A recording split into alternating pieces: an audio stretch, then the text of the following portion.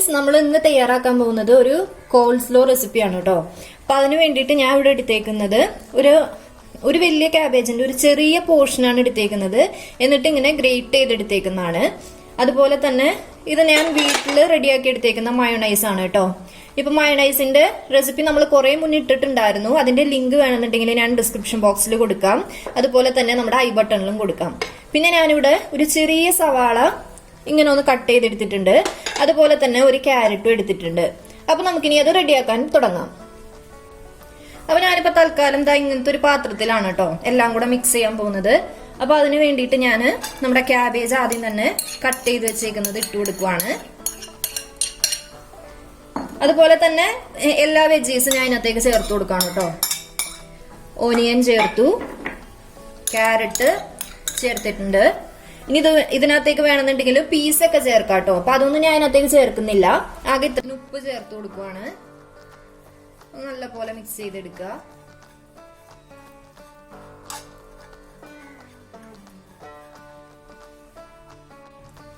ഇതൊക്കെ മിക്സ് ചെയ്യുമ്പോൾ നമ്മൾ ഇങ്ങനത്തെ ഒരു സംഭവം വെച്ചിട്ട് ഇങ്ങനെ കാണിച്ചാൽ മതി കേട്ടോ.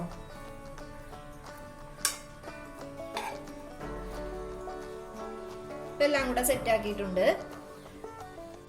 ഫൈനലി ഇതിനകത്തോട്ട് നമുക്ക് ആവശ്യത്തിനുള്ള മയോണൈസ് ചേർത്ത് കൊടുക്കുവാണ്.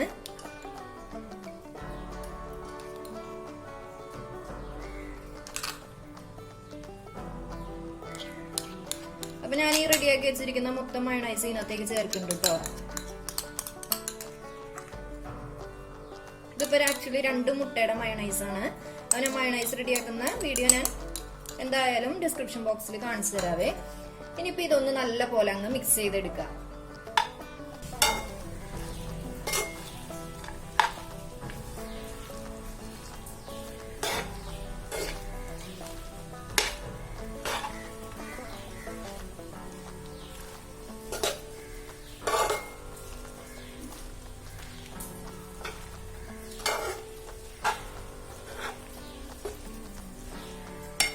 അപ്പൊ നമ്മുടെ അടിപൊളി കോൾസ്ലോ റെഡി ആയിട്ടുണ്ട്. ഇനി ആവശ്യം ഉണ്ടെന്നുണ്ടെങ്കിൽ നമുക്ക് ഇതിനകത്ത് കുറച്ച് പെപ്പർ പൗഡർ, ബ്ലാക്ക് പെപ്പർ പൗഡറും കൂടെ ചേർത്ത് കൊടുക്കാവേ. ഞാൻ അതിനകത്തേക്ക് കുറച്ച് ബ്ലാക്ക് പെപ്പർ പൗഡറും കൂടെ ചേർക്കുന്നുണ്ട്. ആ ഒരു സ്പൈസിനെസ് കിട്ടാൻ വേണ്ടിയിട്ടാണ് കേട്ടോ. ഇത് നല്ല പോലെ ഒന്ന് മിക്സ് ചെയ്യാം.